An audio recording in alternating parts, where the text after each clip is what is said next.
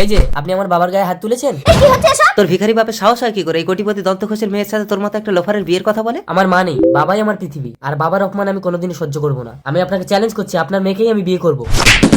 দাঁড়াও মীরা, আমিও তোকে চ্যালেঞ্জ করছি, তুই যদি আমার মেয়েকে বিয়ে করতে পারিস তাহলে আমার বউকেও তোর বাপকে দিয়ে দেবো। কি গো? তোমার মেয়ে মুক্তিকে তো তুমি চেনো মীরা, মচকাবে তবুও ভাঙবে না। আই লাভ ইউ মুক্তি। ননসেন্স। এই কি হচ্ছে এখানে? দেখুন না স্যার, এই ছেলেটা আমাকে আই লাভ ইউ বলে ডিস্টার্ব করছে। এই কি বে, একটা অচেনা মেয়েকে দেখে তুই আই লাভ ইউ বলছিস? ও ম্যাডাম, এ তো কথাই বলতে পারে না, আপনাকে আই লাভ ইউ বললো কি করে? সত্যি বলছি এই স্যার। ঠান্ডাবাড়ি, থানায় চলুন, আপনাকে মানহানি মামলা দেবো। স্যার এত বড় কেস আমাকে দেবেন না, আমাকে কি করতে হবে বলুন। একে বিয়ে করতে হবে। বাবা মা।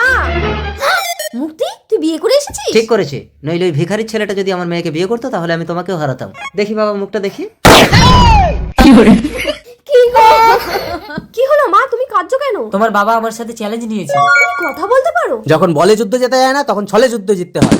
আপনি নকল পুলিশ? দন্তবাবু, এবার আপনি আপনার মেয়ে আর বউকে মুক্ত হস্তে দান করুন। অসম্ভব, এই দন্তঘোষ জীবনে কোনোদিন কারো কাছে হারেনি। স্বামী বাবা, কেঁদো না, আমি তো আছি।